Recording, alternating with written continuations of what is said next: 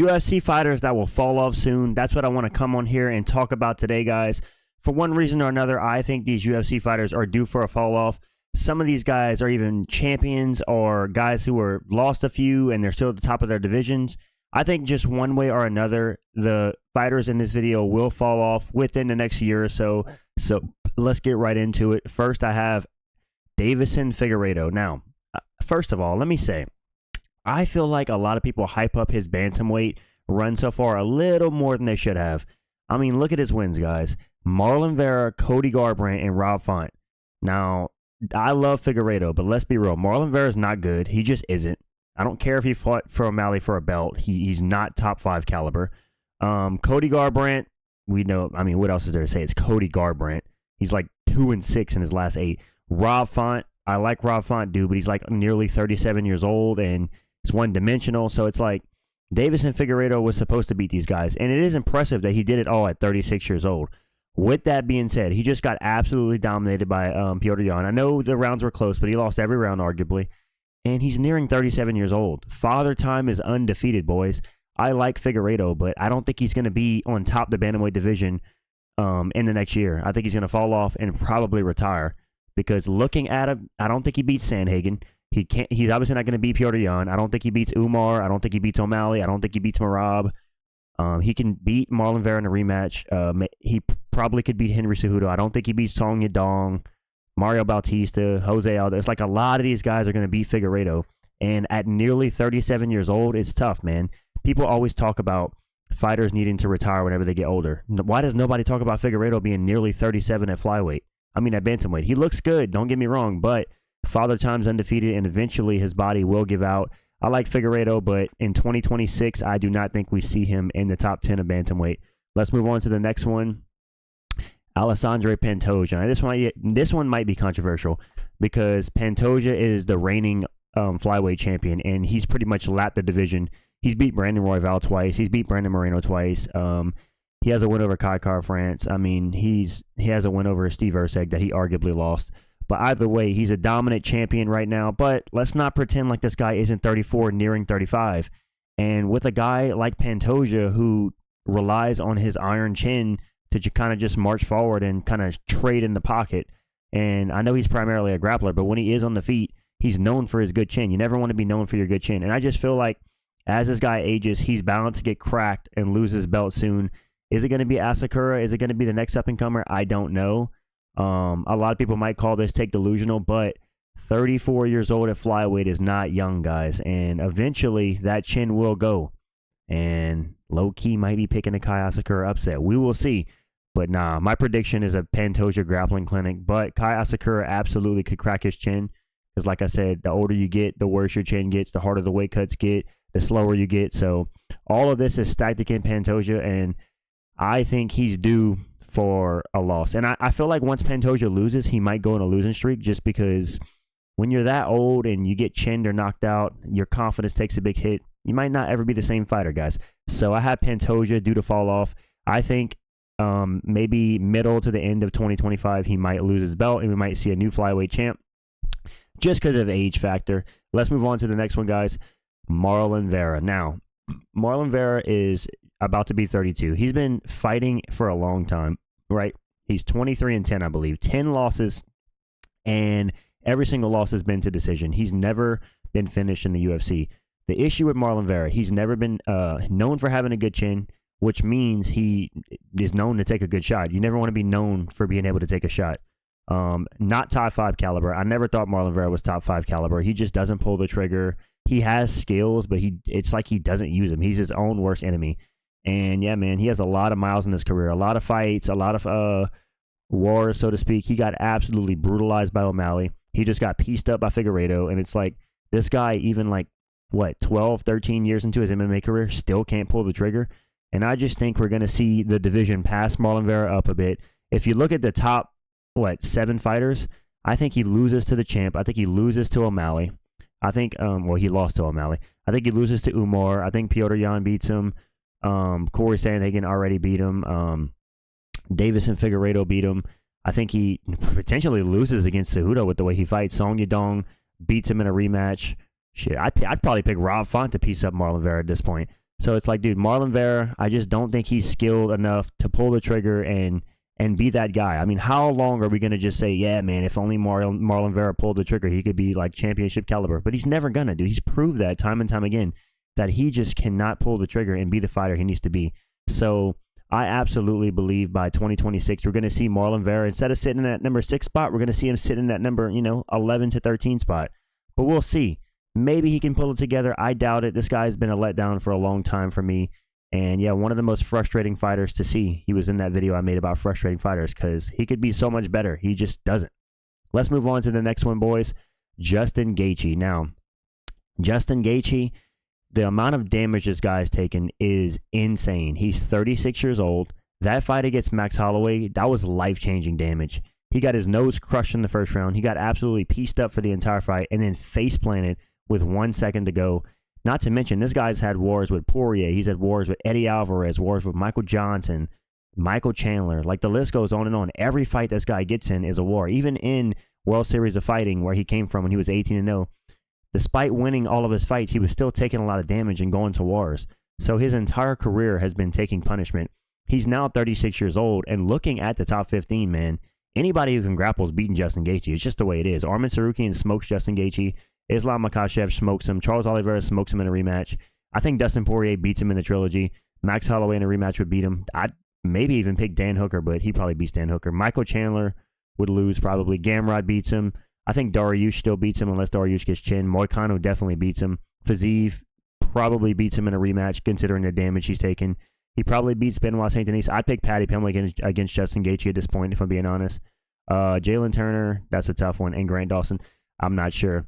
But yeah, man, I just think Justin Gaethje, Father Time's undefeated, 36 years old, and he's not like a young 36, In fighting years, this guy's probably like 49, just the amount of damage and punishment he's taken. So I think it's long overdue for Justin Gaethje to have a bit of a fall off. So I think end of 2025, early 2026, we're going to see Justin Gaethje, instead of that number 3 spot, we might see him in the 8 to 10 spot, with some more losses. Maybe he'll retire. I know he's expressed wanting to retire a lot recently, so we'll see. Let's move on to the next one, guys. We got Israel Adesanya.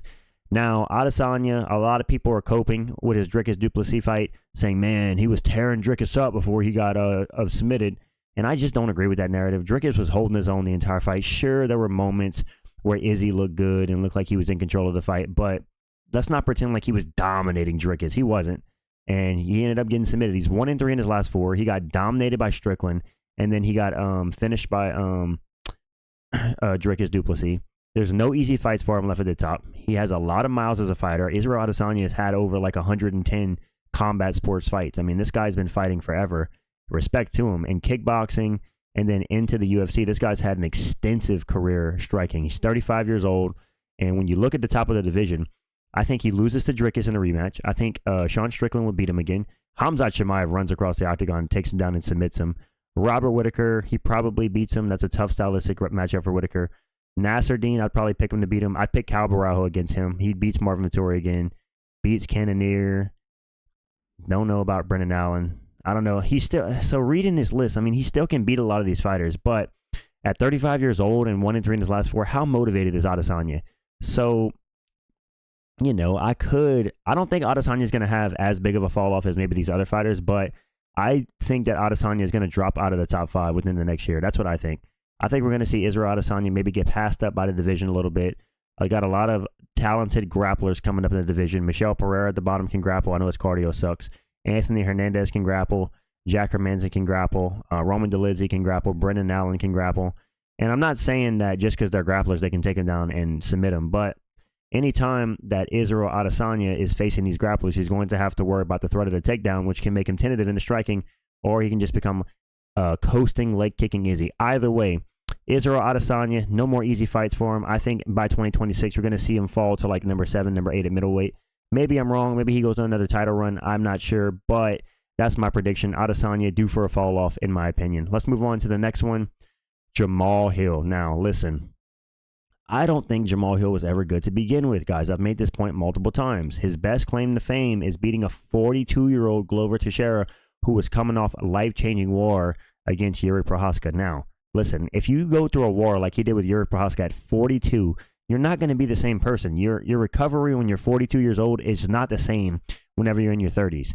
So Glover facing Jamahal Hill, who is, 30, 31, 32 at the time, and getting dominated for 5 rounds, that wasn't that impressive to me, especially on the feet.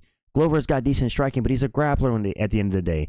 And I think that Jamahal Hill should have stamped it and put a finish on it. But either way, he beat Glover. Outside of that, his best win is Thiago Santos, Johnny Walker, Jimmy Crute. This guy's not have the best resume, man, and he's been coping about the Pereira loss since it happened. All he can talk about is Alex Pereira, and now he's got a fight lined up with Yuri. And I genuinely think that Jamahal Hill is so delusional that he's going to be such a hothead about the Yuri fight that he might potentially lose and throw the fight. Even if he beats Yuri Prochazka, he's not going to get another title shot. Pereira's on to bigger things. I think he loses to Ankalaev. I think Jan Blachowicz, even at 41, 42, would probably beat him, but maybe not. Rakic would probably beat Jamahal Hill. Roundtree would probably beat Jamahal Hill. I'd pick Allberg against Jamahal Hill. I'd pick Krylov to submit him. Yeah, I mean, a lot of guys at the top beat Jamahal Hill, and I just never thought he was that good. So maybe this guy will still be close to the top 5, but I could see Jamahal Hill dropping to like the number 7, number 8 spot, in like the next year. I just think he's allowed this Alex Pereira fight to get way too far into his head, and he's not staying focused on the task at hand. This guy's more worried about arguing on Twitter than he is about fighting in the UFC. And yeah, I just think it's time for Jamahal Hill to put up or shut up, man. Get off of Twitter. Stop getting injured. Show up in shape, because this guy's always out of shape. Look at the picture on the screen. That's not an in-shape fighter. And even whenever he fought Glover, he had a beer belly. Like, this guy's talking about being the best in the world, but he can't even get in shape. Either way, as you can see, I'm not the biggest Jamahal Hill fan. I do think he will have a mild fall off in the next year. We'll see. Let's see. I think he should just stay focused on fighting and get off of Twitter. Let's move on to the next one, guys. Yuri Prochazka. Same division. His fight style is literally designed to be KO'd. Yuri is 100% like KO or be KO'd kind of guy. You're rarely going to see this guy fight to decision. I think he has like 35 fights in his career, and maybe 30 or 31 of those have went to a stoppage, whether it be by him or the other person. And Yuri Prochazka is good, but he just lacks defense. And whenever you lack defense in a division like light heavyweight, whenever everybody can knock you out, it's tough for Yuri, man. He's about to face Jamahal Hill, and despite what I said about Jamahal Hill is probably going to beat Yuri Prochazka. And then who does Yuri fight from that point? He fights Khalil. Khalil probably sleeps him too. Carlos Allberg probably sleeps him. Anybody with good defense, Yuri Prochazka is going to struggle against. I mean, this guy's more worried about being a samurai than he is on improving his boxing defense. Yuri Prochazka needs a coach that's going to show him the fundamentals and show him how to, keep his hands up, stop fighting with your hands down, chin straight up in the air. That's how you're going to continue to lose. And yeah, man, this guy's been finished twice now by Alex Pereira. And I know Alex Pereira is damn good, but his chin is only getting worse as he's getting older, and his lack of defense in a division high as light heavyweight, you're going to get punished for fighting that way, man. I don't know. Maybe Yuri can hold on to that number 2 spot, but I think, and the next guy in the list is Jan Blachowicz. I think we're going to see a complete changing of the guard in light heavyweight in the next year to year and a half. All these guys at the top of light heavyweight are due for a downfall, in my opinion. I know Yuri hasn't been around that long, but the way he fights, man, you cannot sustain that style over a long career, in my opinion. You just can't. He's going to get chinned again, and he's going to have to do something to change his style, or he's just never going to reach the top again. Either way, I love Yuri Prochazka. Hopefully he can bounce back. Let's go to the next one. Jan Blachowicz. Now, if this was Jan Blachowicz when he was 35, then I wouldn't be having him on this list. But Jan Blachowicz is nearly 42 years old. I think he turns 42 in February, and he's coming off of a shoulder surgery. Like, dude, just having surgery in your 40s as a fighter, and you're already off over a year, even if you're coming off a close fight with the champ Alex Pereira, man, Father Time's undefeated, guys. Polish power. Power's the last thing to go. Maybe he'll hold on to his power, but this guy's going to look slower than ever in his next fight. He's going to have the octagon jitters. He's going to be rusty, ring rust, as they call it. And I think if he fights Alex Pereira again in a rematch, dude, Pereira sleeps him sleeps him this time. He doesn't go to decision. I think he loses to Ankalaev in a rematch. I'm not sure if he beats Yuri or Jamahal Hill. It's tough, but man, Father Time's undefeated. I still think Jan Blachowicz is one of the best light heavyweights, but shoulder surgery at 42, we're bound to see this guy fall off a bit. Maybe to like the number 9, number 10 spot the next year and a half. It's just tough, man. I don't like fighters fighting into their 40s. Unless you're Yoel Romero, these guys aren't built to fight in their 40s. I know Glover Teixeira won the belt at 42. He's an anomaly. But Jan Blachowicz, man, he had a close fight with Pereira at 41, but now he's had shoulder surgery. These guys need to retire, man. I understand you want to be a fighter, dude, but why are these guys like Kamaru Usman taking out the game a year in the prime of their career. I don't know. Let's move on to the next one. We got Yair Rodriguez. Listen, Yair, his biggest Achilles heel is that he has not evolved as a fighter. I feel like this guy's the same fighter as he was like 8-9 years ago. Still has terrible wrestling defense. Decent jiu-jitsu, but man, if you have literally any sort of takedown ability, you're taking this guy down. Volk took him down. I think Max Holloway took him down at one point. Brian Ortega took him down. Like, I think this guy gets smoked by Ilia Topuria. Everybody in division does. I think Volkanovski would smoke him in a rematch. Holloway would beat him again if they fought. Diego Lopez smokes him. Movsar Evloev out-grapples him and smokes him. Brian Ortega would beat him a second time if they fought. Arnold Allen beats him. Josh Emmett, I know he twisted Josh Emmett into a pretzel, so he'd probably beat Josh Emmett. Aljamain out-grapples him. Like, it's Lerone Murphy beats him. Giga Chikadze, and probably not. But it's tough for Yair Rodriguez, man, because I don't feel like he's evolving as a fighter. And at some point, you're going to fall down the rankings. This guy's also extremely inactive. He only fights like, once every 10 months? So he's not getting in the octagon. And while he's being inactive, these newer fighters coming up are going to pass him up. They're going to take his spot. And yeah, man, this is a growing young man's game, and Yair Rodriguez is not keeping up with the time. So I think we're going to see in the next year, we're going to see this guy fall out of the top 5 and to the bottom half of the top 10, maybe till like number 9 or 10. Yeah, maybe he can get a win. I don't know who he beats, but I'm not sure who he fights next. Maybe if Aljamain Sterling wins, you could do Aljamain versus Yair Rodriguez. That'd be a good fight. Either way, let's move on to the next one, guys. Alexander Volkanovski.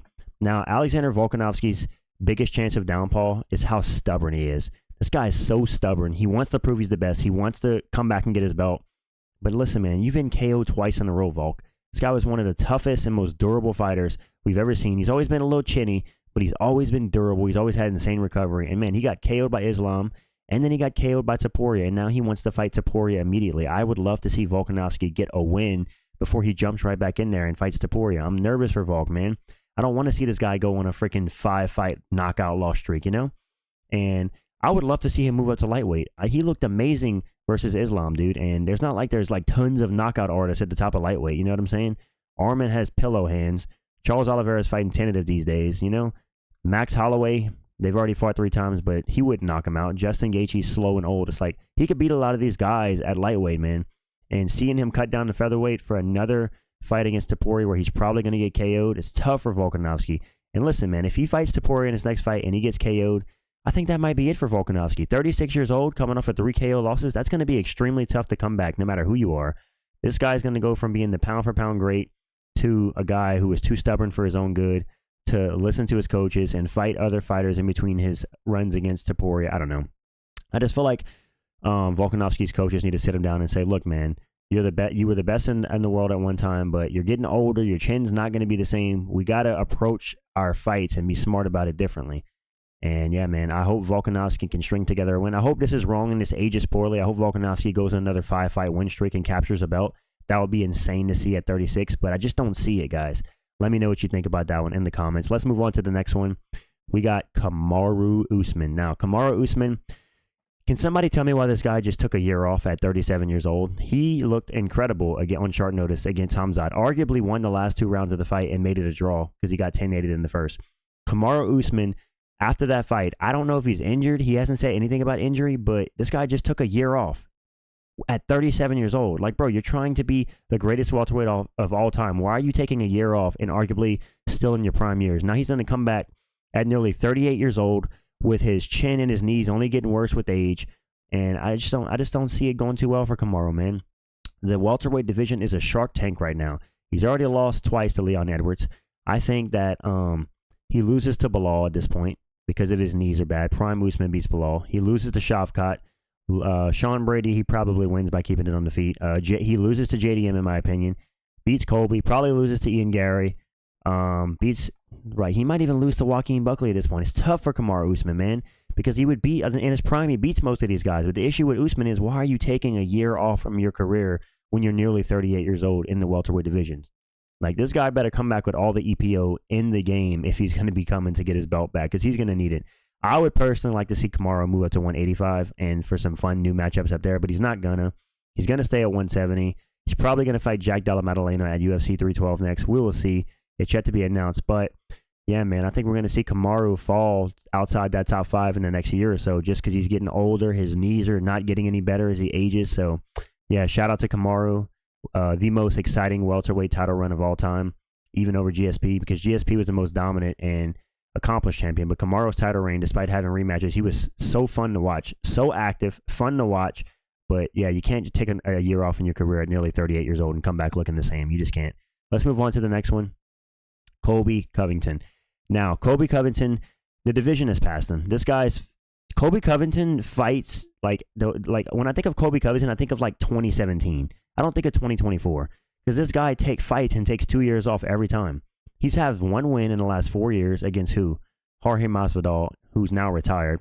He's nearly 37 years old. And yeah, man, I think the division is just going to pass him up. You can be the cardio king all you want, my guy, but just like Stephen Thompson was the best striker in the welterweight division by far. He just got KO'd by Buckley because Father Time is undefeated. Colby Covington's nearly 37. He's fighting once a year.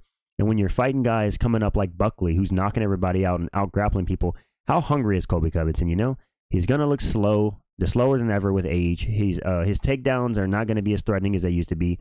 He already doesn't have power. His cardio arguably could take a hit at 37. I don't know, man. Unless this guy's hitting a second prime like Bilal Muhammad, I just don't see him beating Buckley at this stage in his career. And if he loses to Buckley, he's either arguably going to retire or he'll just look for like meme fights like him versus Dustin Poirier. But either way, Colby Covington, he had a very strange MMA career. You can tell this guy doesn't really want to be a fighter. He's kind of just in it for the like shenanigans of the fight business because it seems like he never really took his career seriously. I don't know. That's how I feel, guys. These are the fighters I think are due for a fall off soon, one way or another. Obviously, you can disagree with a lot of these. This is just my prediction. And when I say fall off, I don't mean they're going to go like Tony Ferguson and 8 losses in a row.